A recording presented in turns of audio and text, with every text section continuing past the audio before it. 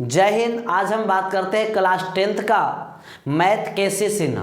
Class 10th का math केसी सिन्हा हमने केसी सिन्हा में एक्सरसाइज पहला चैप्टर चल रहे थे वास्तविक संख्या रियल नंबर। इस वास्तविक संख्या रियल नंबर में हमने पहला चैप्टर समाप्त कर चुके थे। तो पहला चैप्टर चल ही रहे थे जिसमें हमने 3 वीडियो आप लोग को बता 3 क्लास हो चुका था। पहला क्लास में इंट्रोडक्शन था, दूसरा और तीसरा क्लास में एक्सरसाइज शुरू कर दिए थे। आज हम बात करते हैं चौथा क्लास एक्सरसाइज। चौथा क्लास में आप देखिएगा एक्सरसाइज को, तो एक्सरसाइज कहाँ चल रहा है सो देखिएगा। एक्सरसाइज चौथा क्लास में एक्सरसाइज 1.1 चल रहा है। पहला यूक्लिड विधि से हमने HCF और LCM खत्म कर चुके हैं। आप अगर वहाँ नहीं देखे हैं तो एक बार वीडियो को जरूर वहाँ देख लीजिएगा। आपको वीडियो कंफर्म है, आपको समझ में आएगा, ठीक है। क्योंकि हर साल एग्जाम में इस बार क्या पूछा था, 135 और 225 का HCF पूछा था। इस बार क्या पूछा था, 135 और 225 का HCF पूछा था, ठीक है। इस बार 135 और 225 का HCF पूछा था। तो आप जिनको यूक्लिड मेथड से, यूक्लिड विभाजन एल्गोरिथम से आप नहीं देखे हैं, कृपया करके वो वीडियो जरूर देखिएगा, अपना राय कमेंट जरूर करिएगा, ठीक है। तो चलिए हम आज बात करते हैं चौथा क्लास में एक्सरसाइज का लघुत्तरीय प्रश्न। क्या कहता है, दर्शाएं कि प्रत्येक धनात्मक पूर्णांक सम के रूप में एवं प्रत्येक विषम पूर्णांक के रूप में इतना होता है। यानी कहता क्या है कि दर्शाएं कि प्रत्येक धनात्मक सम पूर्णांक कितना होगा, जबकि प्रत्येक धनात्मक विषम पूर्णांक 2q+1 के रूप में होगा। इसी को आपको दर्शाना है, जहां q एक क्या है, पूर्णांक संख्या। बाबू रे यहाँ पर आपको डायरेक्ट बोल रहा है कि 2q हमारा सम संख्या है और जबकि 2q+1 हमारा विषम संख्या। 2q+1 विषम संख्या और 2q वह जो हमारा वो सम संख्या। तो आइए इसको हम बनाएंगे कैसे वो देखिएगा। आपको प्रश्न समझ में आया होगा। सबसे पहले आप हल लिखिएगा।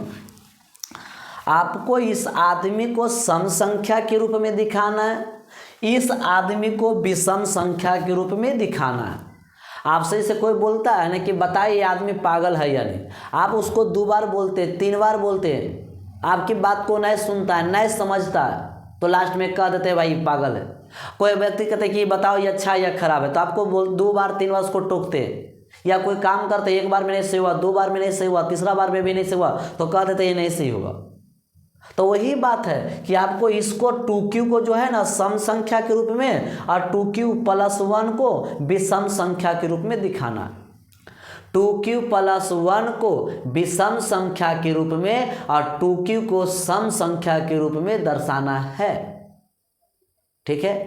2q को विषम संख्या और 2q+1 को विषम संख्या। तो यहाँ पर आप क्या करिएगा, और q एक पूर्णांक संख्या है तो यहाँ पर आप मान लेना, ठीक है। तो चलिए आप यहाँ पर हल कर लेते हैं और सबसे पहले यहाँ पर क्या करते हैं, हल कर लेते हैं। चलिएगा अब यहाँ पर मानते हैं कि माना कि q बराबर 1 2 3 4 5 6 इस तरह से डॉट डॉट ले लिए। हम मान लिए कि q बराबर हमारा पूर्णांक है, तो q बराबर 1 ले लो, 2 ले लो, 3 ले लो, कुछ भी ले लो, आप कितनों भी क्यों ना ले लो, हमने डॉट डॉट कर दिए। अब हमको इसको बुलाते हैं, ठीक है। तो इसमें हम क्या करते हैं, चरण चलते हैं। चरण हम 1 चलेंगे, चरण क्या चलेंगे, 1। अब चरण 1 चलेंगे, जहाँ पर देखिएगा लिखेंगे जब q बराबर कितना 1 लेंगे। चरण 1 q बराबर 1 लेंगे। अब q बराबर 1 है, इसको बुलाइएगा तो लिखेंगे चूँकि 2q, तो यहाँ पर लिखेंगे 2q का वैल्यू 1 आएगा, तो कितना आएगा, 2 आएगा। अब ये बताओ सम संख्या है या नहीं, ये कौन संख्या है, तो ये सम संख्या। एक बात आपको पता चल गया होगा। फिर आप क्या चलिएगा, फिर तथा लिखिएगा। अब देखो इसको बुलाओ, इसको बुलाते लिखेंगे 2q+1, फिर यहाँ पर 2q का वैल्यू 1+1 2 1 क्या हो गया, 3। ये बताओ किस रूप में आया, तो ये विषम संख्या के रूप में आया। कौन संख्या के रूप में आया, विषम संख्या। तो आपको एक बात समझना, हमने q का मान 1 लिए, q का मान 1 लिए और उसके बाद इसमें रखे, जब इसमें रखे तो सम संख्या आया, इसमें रखे तो विषम संख्या आया, इसमें रखे तो सम संख्या आया, इसमें रखे तो विषम संख्या आया। हम पुनः फिर क्या कर लेते हैं सो बताइए, हम पुनः बात कर लेते हैं, पुनः हम बात करते फिर लगते हैं, लिखेंगे जब q बराबर हम 2 लेते हैं, q बराबर हम क्या लेते हैं 2 लेते हैं। अब q बराबर हम 2 लिए, अब इसको हम पुनः फिर रखेंगे, फिर इसको हम बुलाते हैं तो फिर होगा 2q, तो 2q का वैल्यू 2 2 दूना 4। अब बताओ 4 ये सम संख्या या विषम संख्या, तो सम संख्या है ना, ये 4 सम संख्या। फिर हम तथा अभी फिर इसको फिर बुलाते हैं, अभी इसको बुलाते हैं 2q + 1, तो 2 देंगे, q का वैल्यू 2 और +1, 2 दूना 4, एक कितना हो गया 5। अब बताओ ये विषम संख्या या सम संख्या, तो ये विषम संख्या, कौन संख्या, विषम संख्या। तो आपको पता चल गया होगा कि जब q का मान 1 लेके बनाओगे तो ये सम संख्या आएगा, ये विषम संख्या आएगा। q का मान 2 लेके बनाओगे तब पर भी ये सम संख्या आएगा, ये विषम संख्या आएगा। फिर q बराबर तुम 3 लो, q बराबर 4 लो, q बराबर 5 लो और रखो, और जिसमें जो कह रहा है इसमें रखोगे, अगर 4 रखोगे तो 4 दूना 8 आएगा, 4 रखोगे तो 4 दूना 8 9 आएगा। तो ये वाकई में सम संख्या, ये वाकई में विषम संख्या। तो आपको यही चीज को कहता है दर्शाने के लिए, यही चीज को कहता है साबित करने के लिए कि बताओ कि ये सम संख्या है या नहीं है, ये सम संख्या है या नहीं है।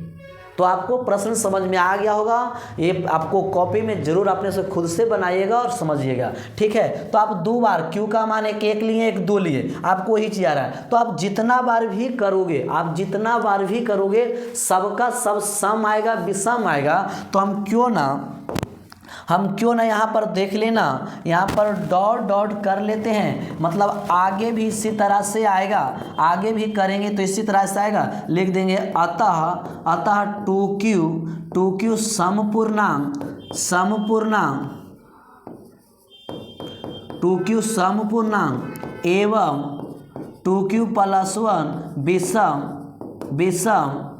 विषम पूर्णांक के रूप में होता है, तो इस बात को आपको समझ में आ गया होगा कि ये संख्या सम आएगा। ऑब्जेक्टिव में पूछता है, ऑब्जेक्टिव में पूछेगा 4 ऑप्शन देगा और कहेगा इनमें से कौन सम संख्या है, इनमें से कौन विषम संख्या, इनमें से कौन सम संख्या है, इनमें से कौन विषम संख्या। ठीक है, चलिए हम आगे बढ़ लेते हैं। ठीक है, समझ में आ गया होगा। चलिए हम आगे बढ़ लेते हैं। इसका तीसरा नंबर प्रश्न देखिए क्या कहता है। इसका तीसरा नंबर प्रश्न लिखा हुआ है, चलिएगा इसका 3 नंबर पर,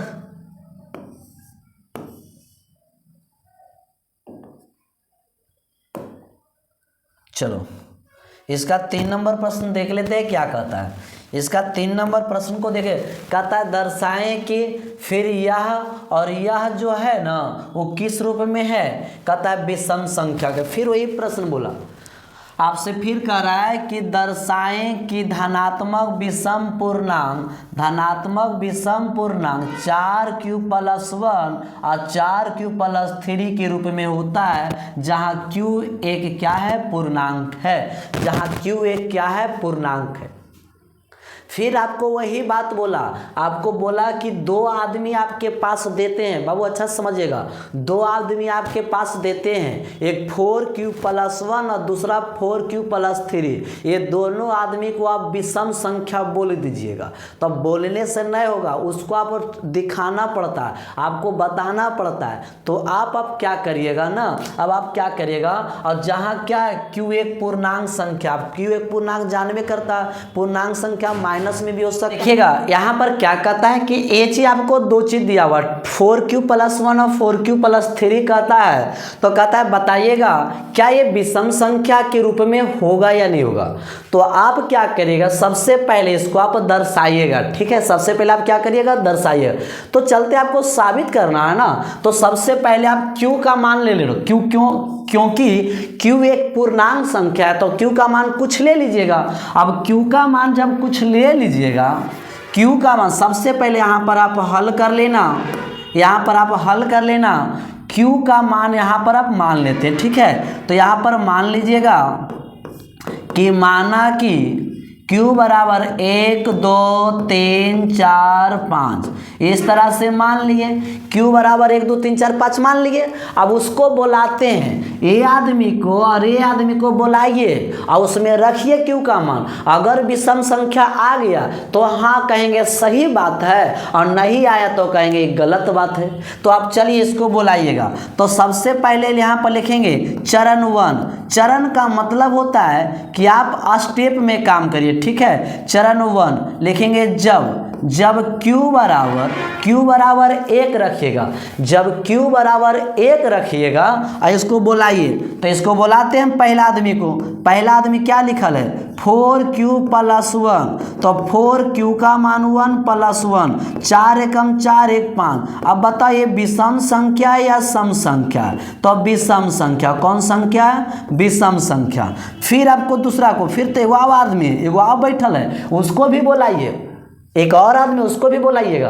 तो वो कितना है सो बताइएगा। 4Q + 3 है, तो 4Q का मान 1 + 3, तो 4 3 7। ये भी तो विषम संख्या आया ना, ये भी क्या आया? विषम संख्या आया, ये भी विषम संख्या आया।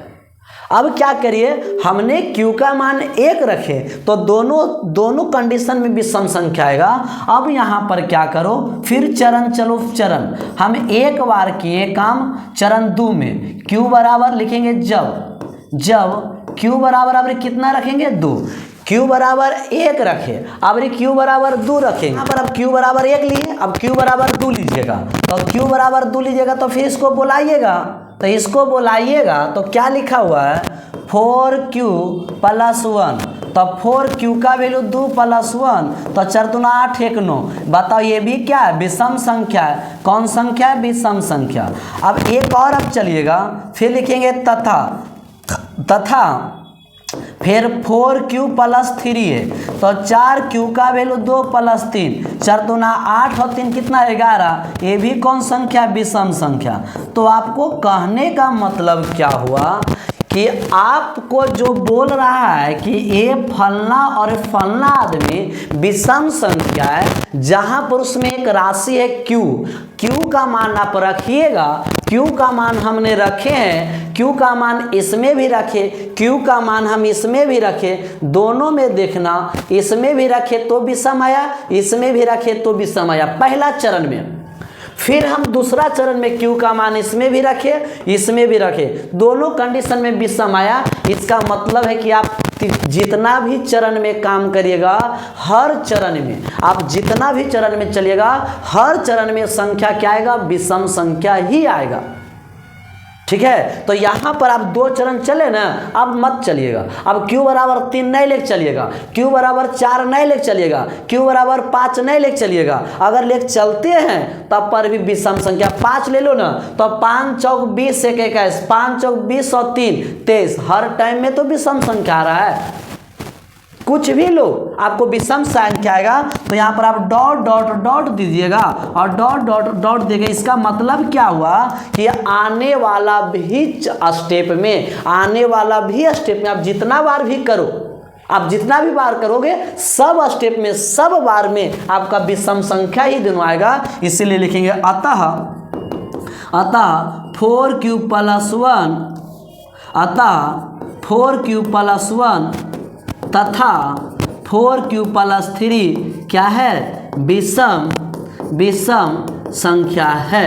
हो गया, बस यही चीज़ तो आपको बताना है, ठीक है। तो आपको समझ में आ गया। एक लड़का कमेंट कर रहा है सर, एक लड़का कमेंट कर रहा है कि सर माँ के बारे में कुछ बोलिए। एक लड़का कमेंट कर रहा है माँ के बारे में कुछ बोलिए। एक शेर है बाबू, माँ के लिए एक शेर है, बोल दे क्या?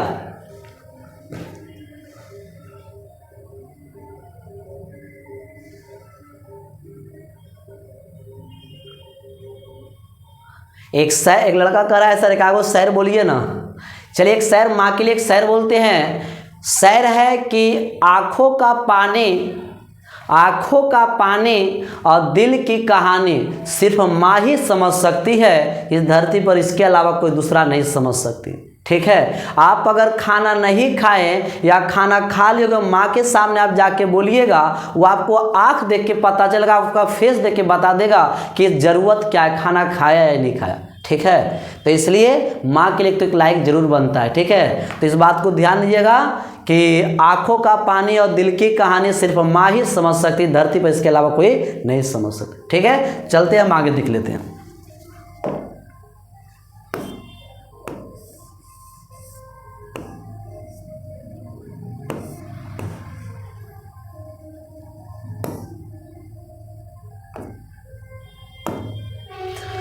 चलिएगा 4 नंबर प्रश्न देखिएगा क्या कहता है। 4 नंबर कहता है ना कि दो पात्र मतलब 2 बर्तन है, एक 250 लीटर का दूध है, एक 450 लीटर का दूध है। पात्र के महत्तम धारिता क्या होगा? दोनों पात्र के दूध को पूर्ण रूप से माप सकता है।